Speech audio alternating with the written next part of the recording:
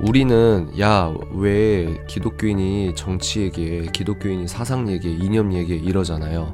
그런데 제가 지금 이 순간 깨닫는 건 뭐냐면 현대인들의 종교는 사람들이 만든 각종 이념과 사상입니다. 다시요.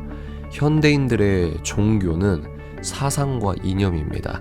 그러니까 이것은 영적인 충돌이라고 하는 것이죠. 안녕하십니까. 책 읽는 사제입니다. 여러분 오랜만에 영상을 찍게 됩니다. 저는 6월 중하순에 출간할 저의 책을 준비하기 위해 고군분투하고 있습니다. 오늘은 이 영상을 찍는 날은 대선 하루 전날입니다. 그래서 논리정연한 이야기보다 그냥 마지막으로 여러분께 제가 해드릴 수 있는 게 무엇일까. 물론 이 영상을 보시는 분들은 이미 제 구독자거나 저의 어떤 정치관이라고 할까요?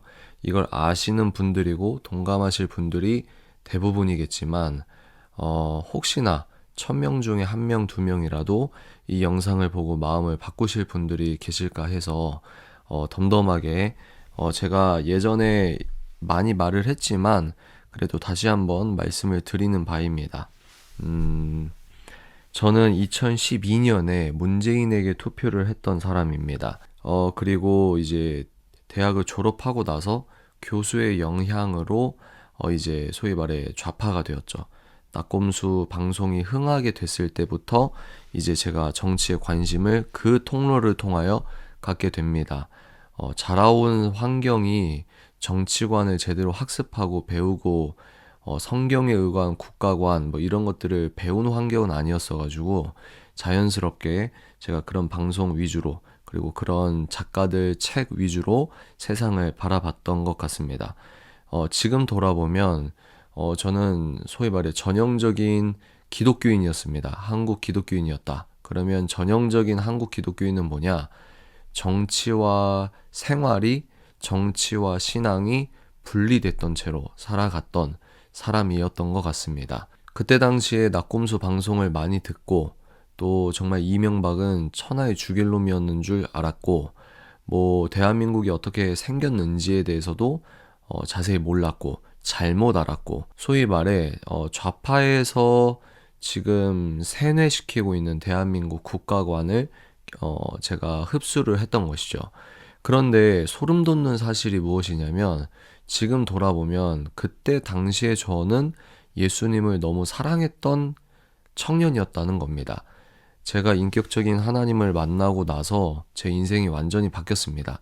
부모님의 하나님이 아니라 이제 저의 하나님을 만나게 된 이후에 지금까지 한 호흡으로 달려오고 있는데요. 그때 당시를 제가 생각을 해볼 때도 그때도 저는 예수님을 가장 사랑했고 또 예수님을 위해서 순종하며 또 자기 부인적으로 길을 걷던 부분도 있었습니다. 그러니까 그때는 하나님을 안 사랑했냐, 예수님을 사랑한 것 같이 속아왔냐, 그게 아니고 그때나 지금이나 저는 예수님을 최고로 사랑하기 위해 노력하고 또 하나님의 그 풍성한 은혜 가운데 신앙생활을 하고 있는 동일한 사람이라고 하는 겁니다.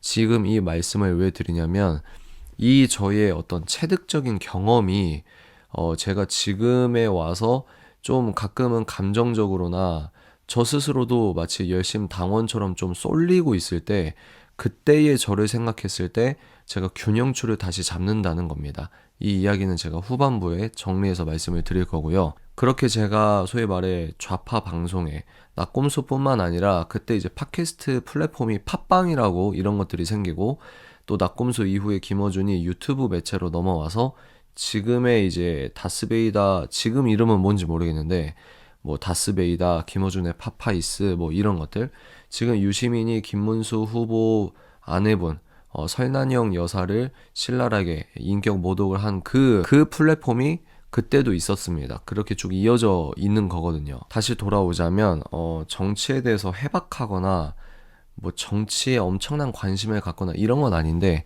딱 그냥 뉴스 보고 팟빵에서 여러 사람들 팟캐스트 듣고 낙곰수 듣고 관련된 서적을 읽고 거기 게스트로 나온 사람들이 책을 썼다고 하면 또 그것도 읽고 또 이제 좀 더 깊은 책, 완전 진한 책까지는 아니겠지만 그런 물의 영향을 아주 깊게 받았던 겁니다. 대한민국을 그 사람들이 말하는 서사에서 제가 봤던 겁니다.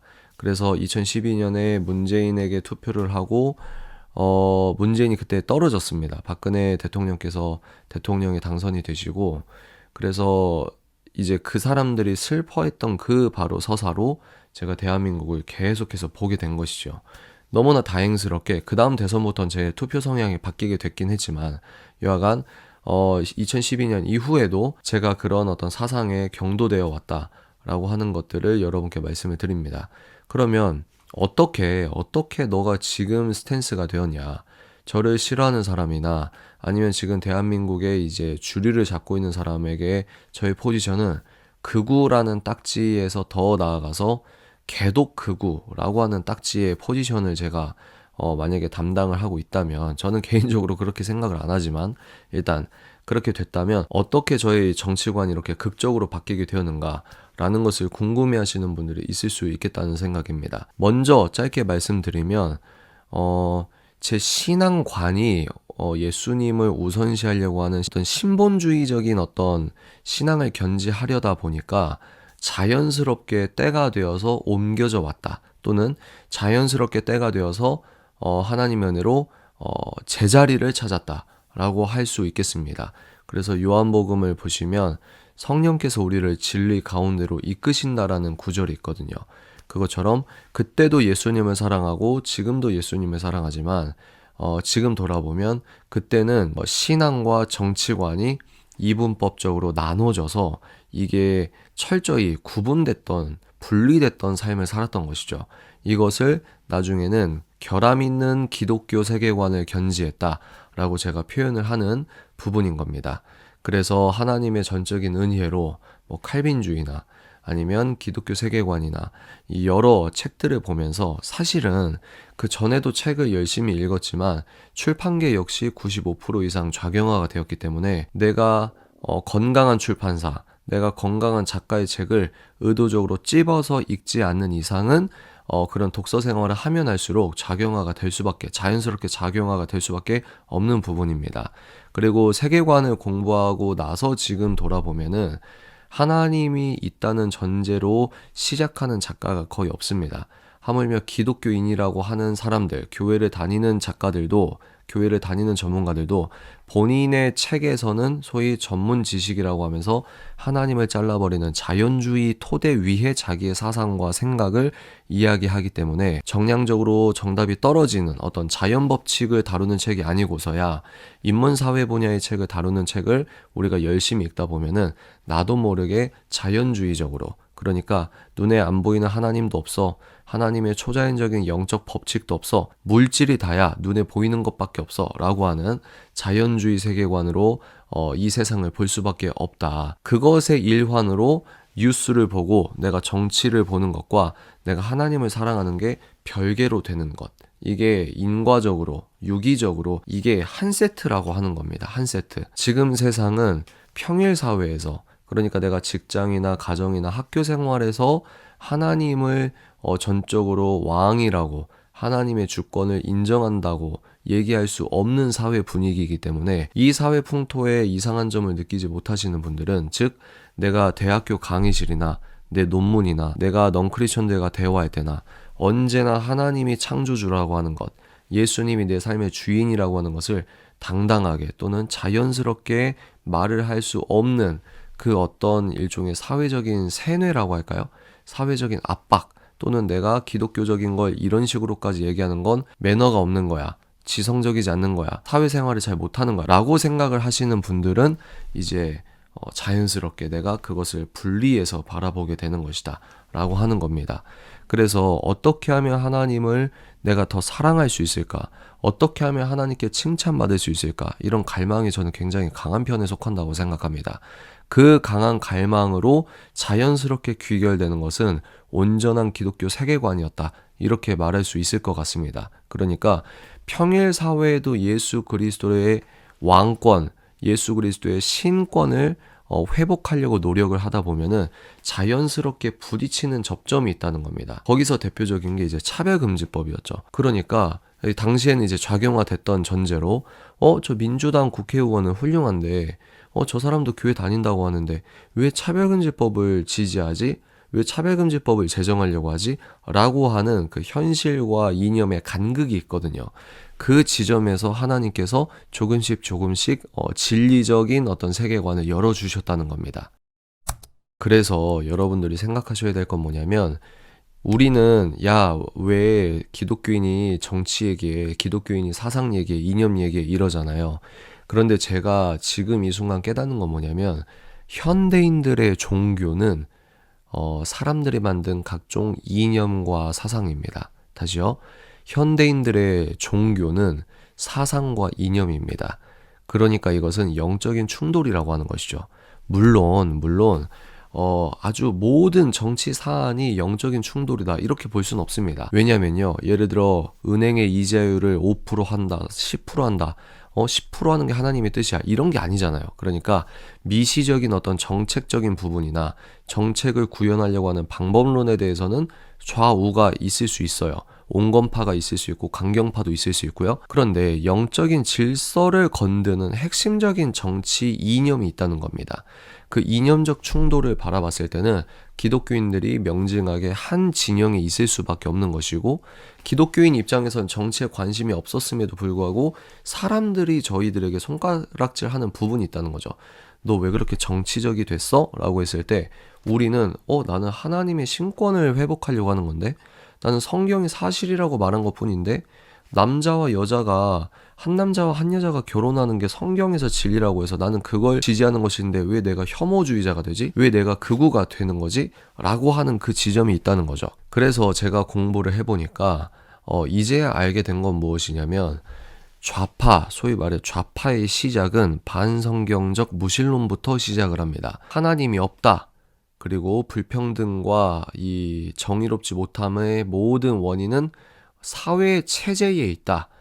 그렇기 때문에 우리는 이 세상에서 정의를 실현하는 것은 저 적폐, 시스템을 옹호하는 저 사람들을 치우는 것이 진짜 대한민국의 시작이다 라고 보는 게 있고, 그리고 이제 다른 쪽에는 창조주 하나님을 인정하고 성경에서 말하는 진리를 사실이라고 인정한 다음에 구현하려고 하는 어떤 사회의 체제가 있단 말이죠. 여기서는 칼빈부터 시작해서 사무엘 러더퍼드라고 하는 사람이 왕이 법이 아니고, 그러니까 국가가 왕이 아니고 법이 왕이다. 여기서 법은 하나님의 법을 의미합니다. 그러니까 왕, 너도 하나님의 법 아래 있어 라고 하는 거거든요.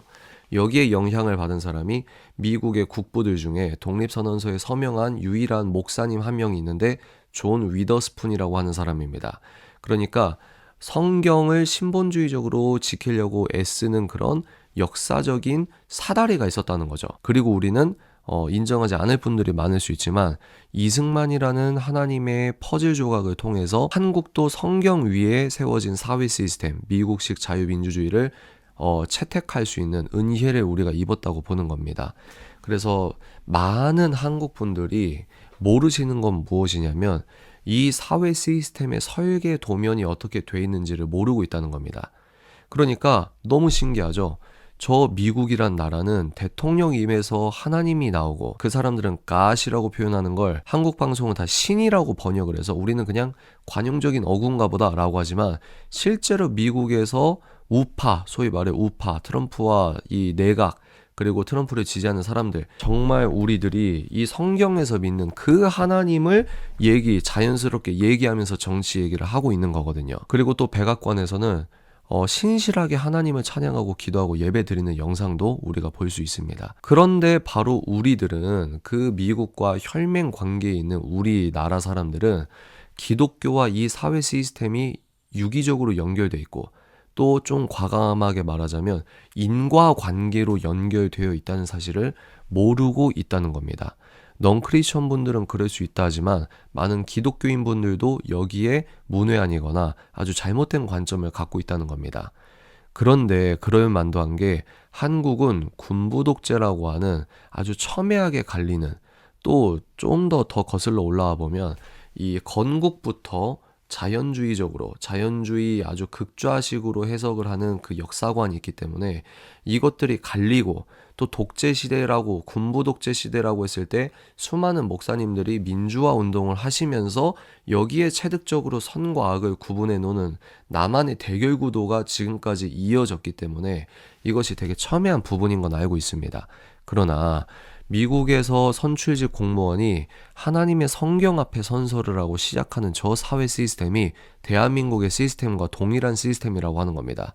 그래서 제가 공부를 해보니까 성경을, 기독교를 빼고서는 대한민국의 건국을 논할 수도 없을 뿐더러, 그리고 이 서구 문명이라고 하는, 자유민주주의라고 하는 설계도를 봤을 때도 기독교를 빼고는 말이 안 된다고 하는 겁니다. 그 말은 뭐냐면 사탄은 이 사회 체제를 극도로 싫어한다는 거죠. 여기에 눈을 뜨면은 우리가 인물 정치나 현실 정치나 어떤 현실 정치 공학적으로 봐서 얘가 이랬다 쟤가 이랬다 이게 아니라 그 너머의 체제, 그 너머의 영적인 충돌까지 바라볼 수 있는 은혜가 있는 것 같습니다.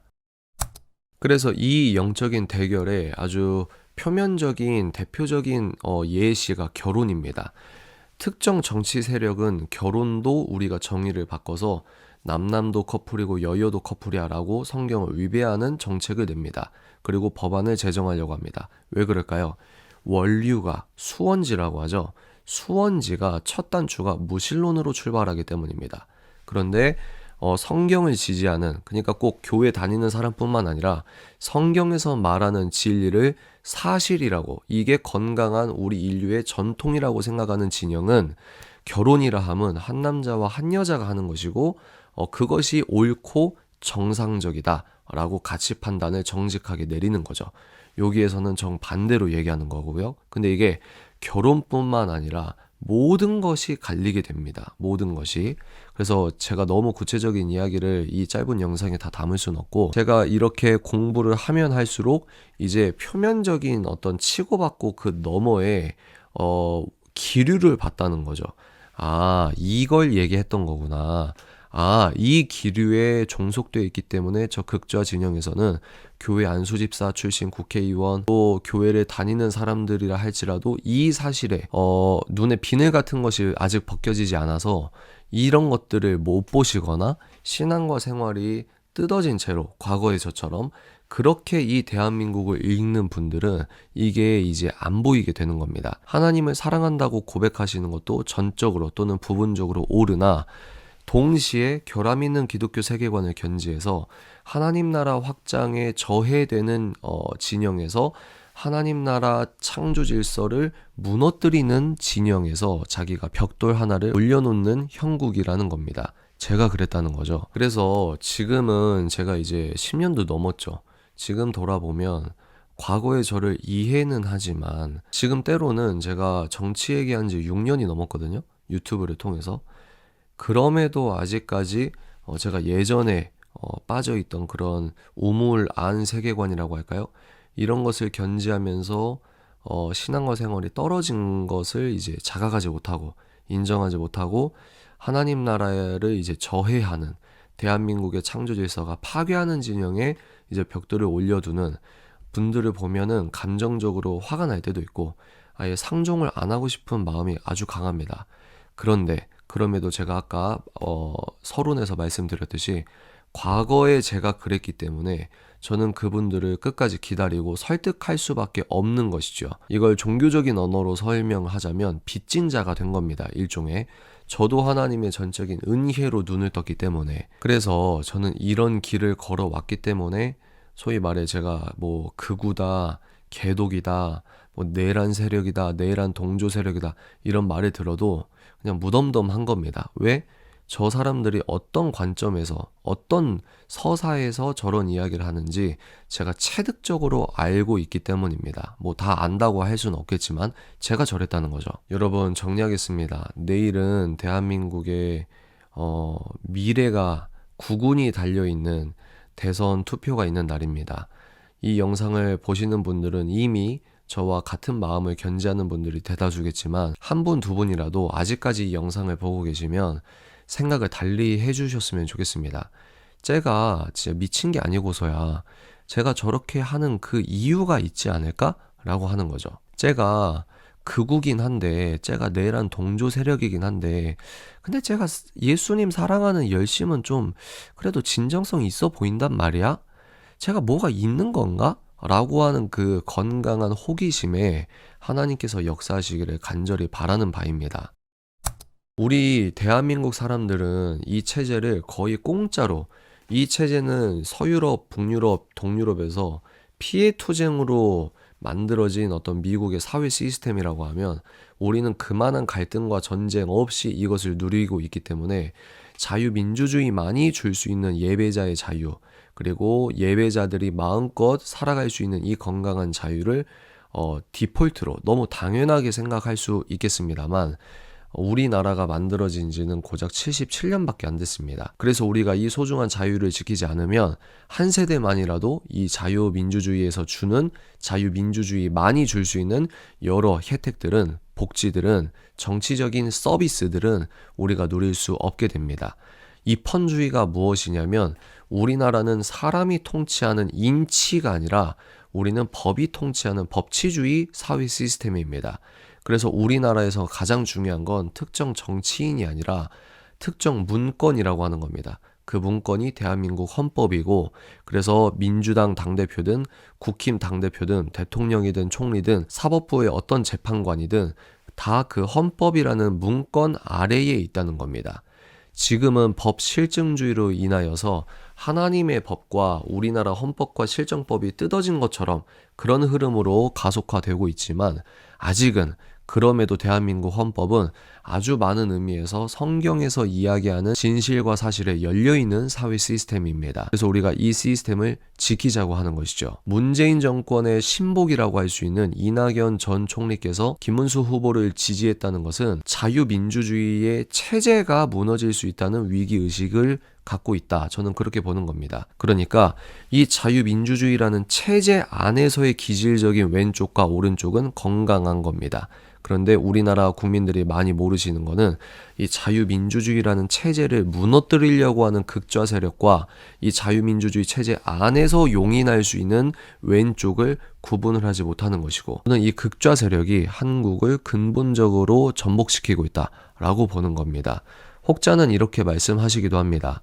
나라가 한번 진짜 망가져 봐야 정신을 차린다. 그제서야 우리가 힘을 합칠 거다. 물론 맞습니다. 유의미한 부분이 있지만, 한 가지 우리가 역사를 통해서 알 수 있는 사실은 무엇이냐면, 체제라는 것이 왜 중요하냐, 헌법은 왜 그렇게 바꾸기 힘들게 해놨냐 라고 하면은, 시스템을 한번 무너뜨리면 이건 아주 오랫동안 우리가 보호해온 나무의 뿌리만 남기고 잘라버리는 꼴이기 때문에 재건이 불가능하거나 매우 힘들다는 겁니다. 그래서 우리가 지킬 수 있을 때 온전하게 잘 지키자고 하는 겁니다. 그래서 제가 내는 목소리가 선명하고 뚜렷하기 때문에 저를 좋아하시는 분들은 감사하게도 많이 좋아해 주시는데, 저를 싫어하는 사람은 체계적으로 싫어합니다. 진짜 싫어합니다. 근데 뭐 제가 인본주의 목사님을 아주 싫어하는 것과 동일한 느낌이겠죠. 그러나 이 영상을 통해서 한 명, 두 명이라도 좀 달리 생각할 수 있는 여지가 있다고 하면 그분들을 위한 영상이 될 수 있고, 혹시라도 패배주의에 경도되어서 내가 투표하면 뭐해, 어차피 부정선거인데, 이런 마음을 갖고 계신 분들 에게 꼭 본투표를 하셔라. 우리가 투표를 해야 지킬 수 있다라고 하는 투표 동료의 영상이 될 수도 있겠습니다.